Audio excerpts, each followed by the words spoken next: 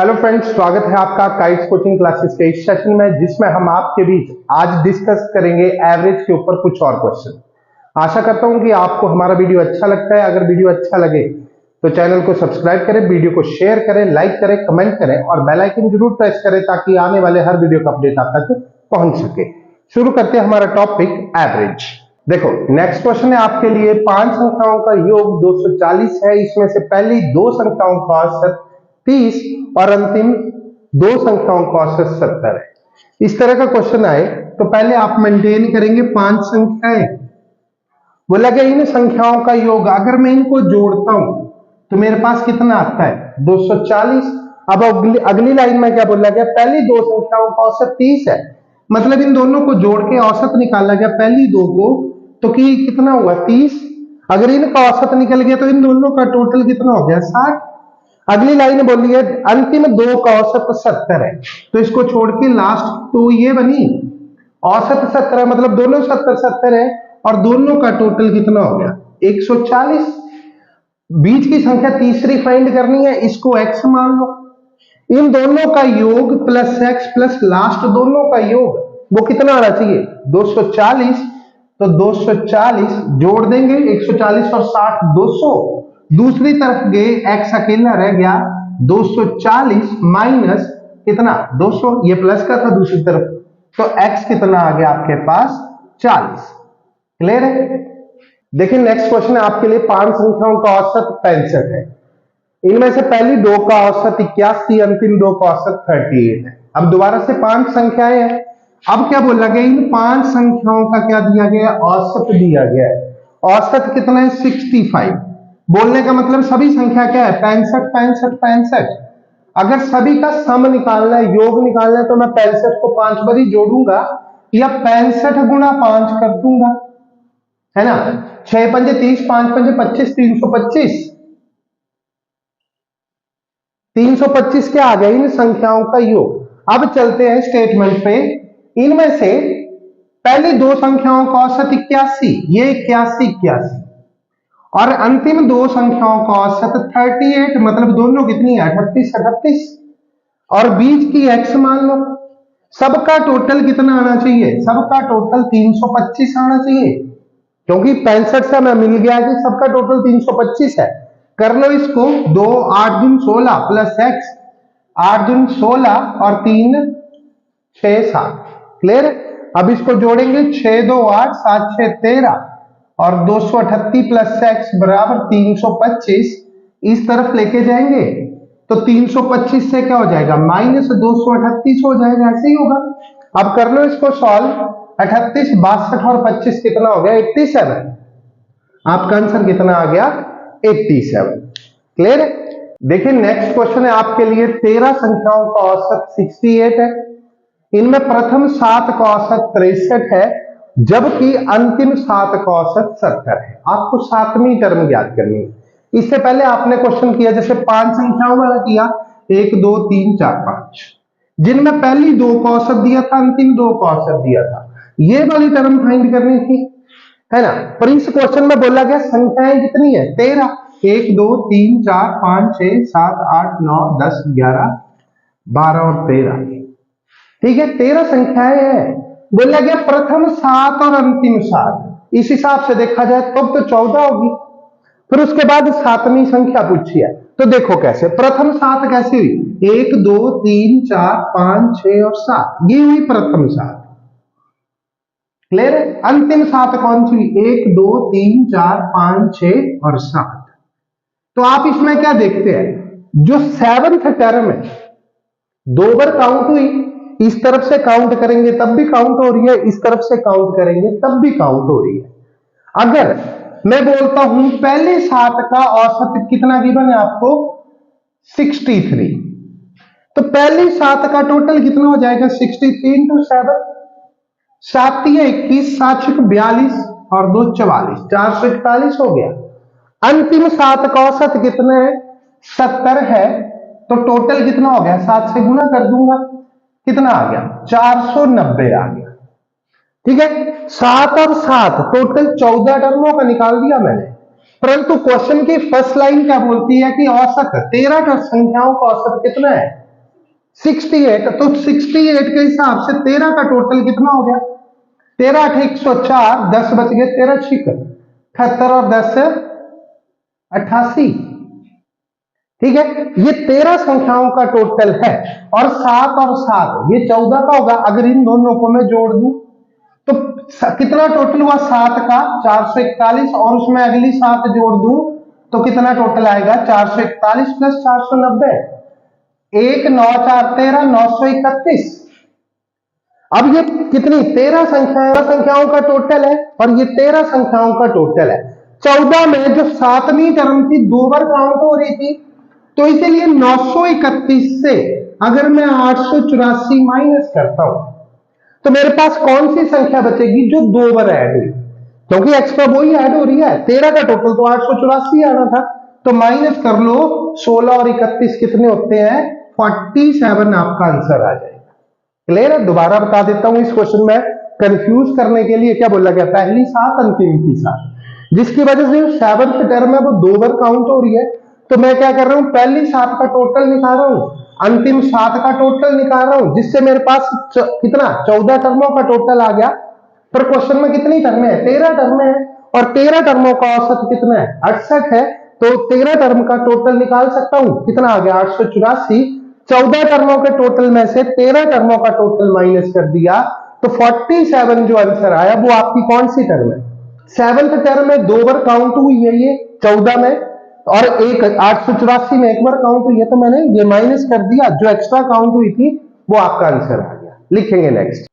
देखिए अब आपके पास अलग तरह का क्वेश्चन है। ए और बी का औसत 20 है, बी और सी का औसत 19 है, सी और ए का औसत 21 है। ए का मान ज्ञात करें। तो 3 टर्में हैं, ए बी और सी। ठीक है, बोला गया अगर मैं सिर्फ ए और बी को देखूं, है ना, अगर मैं ए और बी को देखता हूं तो इनका औसत कितना है? 19।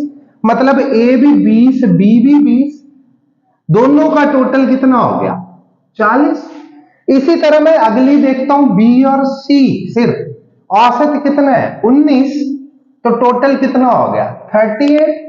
उसके बाद सी और ए, इनका औसत कितना है? 21 और टोटल हो गया 40। क्लियर है? अब मैं क्या करता हूं? A b plus b c plus c a करता हूं, है ना। अगर मैं करूंगा a b plus b c plus c a, सबको जोड़ रहा हूं मैं, तो आप क्या आपको मिलता है? 2a plus 2b plus 2c। तो जब कभी ऐसा क्वेश्चन आए ए बी बी सी सी ए, तो आपने डायरेक्ट लिखना है, 2 कॉमन ले लेंगे और क्या कर देंगे? a प्लस बी प्लस सी।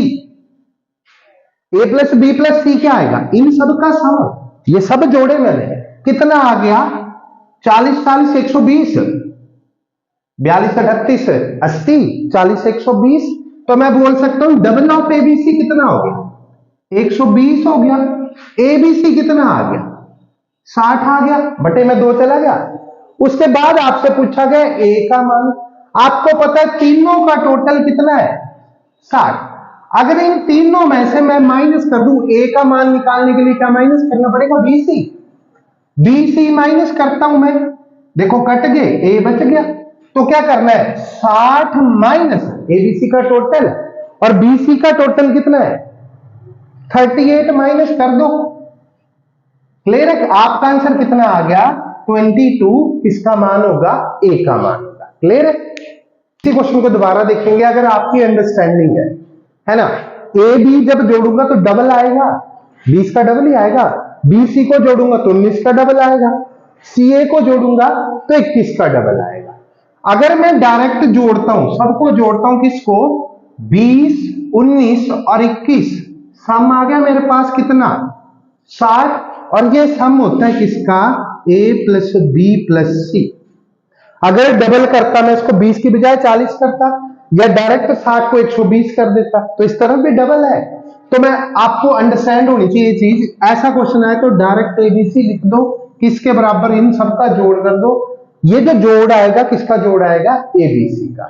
इसमें से ए का मान फाइंड करना है आपको, तो बीसी माइनस करना होगा। तो माइनस बी माइनस सी कट गए, ए बच गया। ए बी सी में से क्या बी और सी, बी सी कितना है 19, 19 दून 38, बी सी 2 है ना, तो 38 माइनस कर दो, आपका आंसर दोबारा से क्या आ जाएगा 22। क्लियर है? लिखेंगे नेक्स्ट। सिमिलर क्वेश्चन है पिछले की तरह, जैसे ए बी की मासिक आय दी है 14,000, बी सी की मासिक आय 15,600 और सी ए की औसत मासिक आय जो आपकी 14,400 है। तो बी की मासिक आय पूछी है, तो देखो मैंने डायरेक्ट क्या बोला, मेरे को कुछ नहीं करना था, 14,000 में कितना जोड़ना था 15,600 जोड़ना था और इसी में 14,400 जोड़ना था। जब मैं सबको जोड़ता हूं एक एक बार, तो मेरे पास किसका सम आएगा, ए प्लस बी प्लस सी का। कितना सम आ गया 0 0 6 4 10 है ना, आगे कितना 5 5 10 14। क्लियर है? 3 और 1, ये सम आ गया किसका, एबीसी का। अब मेरे से बी पूछा है, मेरे को माइनस करना होगा ए और मेरे को माइनस करना होगा सी, ये कट जाएंगे, आपके पास बी रह जाएगा। तो एबीसी में से क्या माइनस करना है, एसी। एसी का औसत कितना है 14,400, मतलब ए भी 14,400 है और सी भी 14,400 है, तो दोनों का सम कितना हुआ 14,400 प्लस 14,400 कितना 28,800। तो 44,000 में से 28,800 माइनस कर दो, आपका आंसर आ गया 0 0 2, 13 में से 8 गए 5, 15,200। क्लियर? इजी है क्वेश्चन, टफ नहीं। देखिए नेक्स्ट क्वेश्चन है, शादी के समय पति और पत्नी की औसत आयु 23 वर्ष है, 5 वर्ष के बाद उनके पास 1 वर्ष का बच्चा है, तो परिवार की औसत आयु ज्ञात करें। तो समझेंगे क्वेश्चन। देखो जब शादी हुई तो पति पत्नी क्या थे, औसत आयु मतलब एवरेज एज दी गई थी, मतलब हस्बैंड वाइफ दोनों कितने के थे 23 वर्ष के थे, हस्बैंड भी और वाइफ भी। उसके बाद क्या बोला 5 वर्ष के बाद है, जैसे मेरी एज अभी सपोज कर लो 25 साल है, 5 वर्ष के बाद मेरी एज कितनी होगी 30 हो जाएगी। तो वैसे ही बोला गया है, ये एज मैंने मानी कौन सी, शादी के समय की। 5 वर्ष बाद उनकी दोनों की एज कितनी होगी, 5 5 जुड़ गया 28 होगी। अब बोला जब वो 28 वर्ष के थे, मतलब 5 वर्ष के बाद 28 के हुए, उनके पास 1 वर्ष का बच्चा था, तो 28 का हस्बैंड हुआ, 28 की वाइफ हुई और 1 वर्ष का बच्चा हो गया इस एज में। तो बोला गया पूरे परिवार की औसत, देखो पूरे परिवार में पिता 28, माता 28 और बच्चा 1 वर्ष का, औसत निकालनी है तीनों का टोटल बटा 3 है ना, तो कितना आ गया, तीनों का टोटल आ गया 57 बटा, पहले 2 थे पति पत्नी, अब बच्चा भी आ गया तो 3 बंदे हो गए, तो बटा 3, परिवार की औसत आयु कितनी होगी 19 वर्ष। क्लियर है? दोबारा बता देता हूं मैं, शादी के समय पति पत्नी 23 है औसत, तो शादी के समय हस्बैंड वाइफ बना दिया मैंने 23 और 23 के। 5 साल बाद है तो मतलब उनकी क्या एज बढ़ेगी, तो 5 साल बढ़ा दी मैंने 28, तो पत्नी भी 28 की होगी। बोले जब वो 28 के थे तो उनके पास 1 वर्ष का बच्चा था, तो 1 वर्ष का बच्चा हो गया, तो पूरे परिवार में 3 सदस्य हुए और तीनों सदस्यों की आयु का टोटल कितना हो गया, मैंने जोड़ दिया 28 28 और 1 57 आया। औसत पूछा परिवार का, तो तीनों सदस्यों का टोटल 57 बटा, तो sum over total number of observation है, तो बटा 3, तो आपका आंसर कितना आ गया 19। क्लियर है? लिखेंगे नेक्स्ट। देखो नेक्स्ट क्वेश्चन है, 3 लड़कों की औसत आयु 16 वर्ष है ना, यदि इनकी आयु का अनुपात, अनुपात मतलब छोटा रूप 4 5 और 4 अनुपात 5 और 7 है, तो सबसे छोटे लड़के की आयु ज्ञात करें। पहली बात क्या बोली गई है, 3 लड़के हैं, औसत आयु कितनी है 16 है, मतलब तीनों 16 वर्ष के हैं, तो टोटल कितना आएगा इनका 48, 16 3 48। अब क्या बोला गया, एक अगर अनुपात दिया है तो एक की आयु 4x, x लगा देंगे ना, मैंने समझाया था इसके बारे में, दूसरे की आयु 5x और तीसरे की आयु 7x होगी। ये छोटा रूप था, x लगा के हमने ओरिजिनल वैल्यू बना दी और बोला गया इन सबका टोटल कितना होना चाहिए 48 ही होना चाहिए, तो कितना आएगा 48 कर दो, 5 4 9 7 16x बराबर 48 और x बटा चला गया 16, 16 कम 16 तो ये 48, एक्स का मान कितना आ गया? अब देखो कितनी है रेशो, 4, 5 और 7, और एक्स कितना है आपके पास? 3।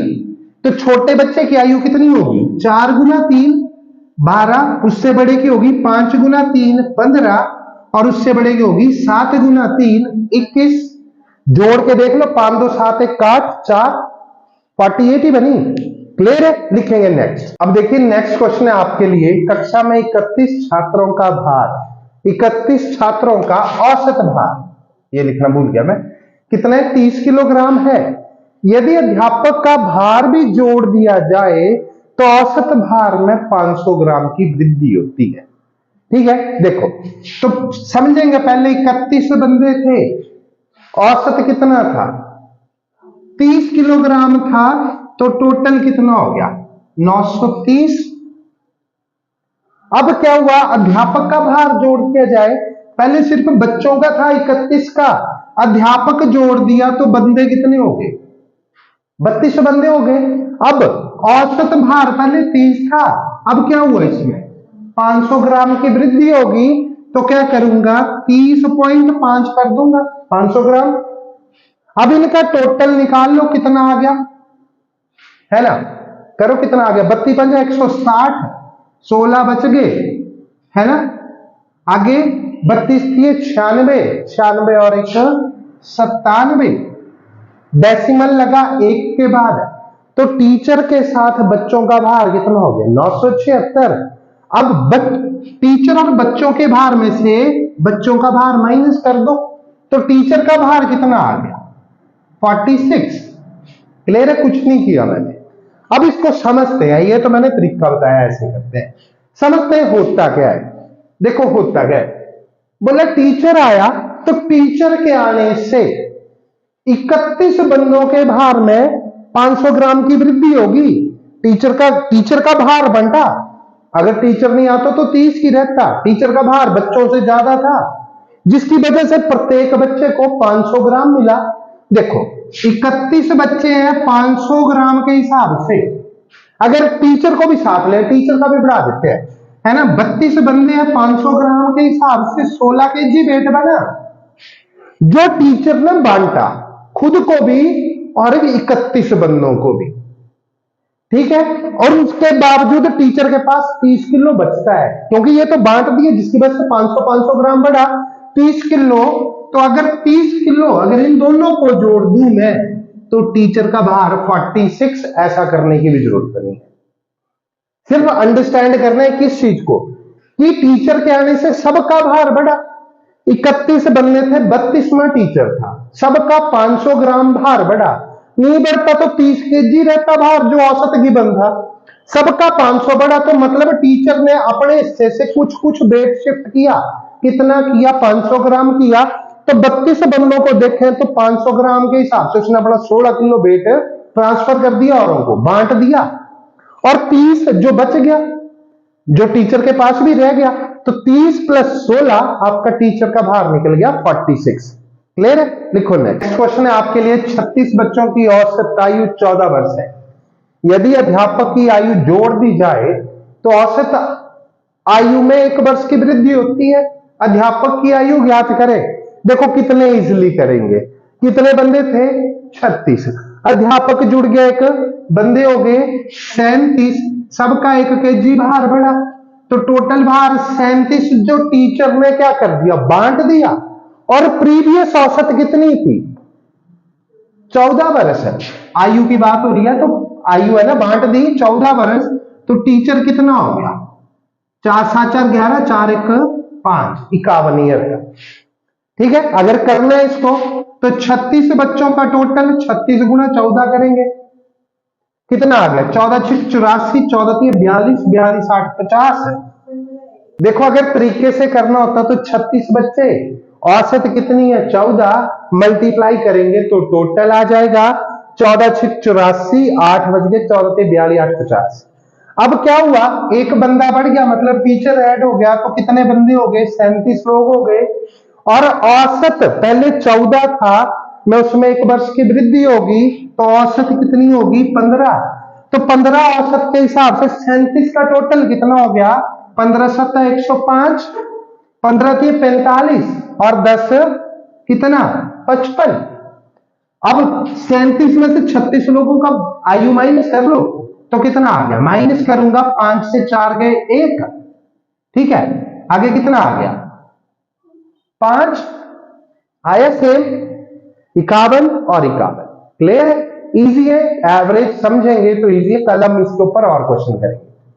ये था हमारा आज का वीडियो। आशा करता हूं आपको हमारा वीडियो अच्छा लगा होगा।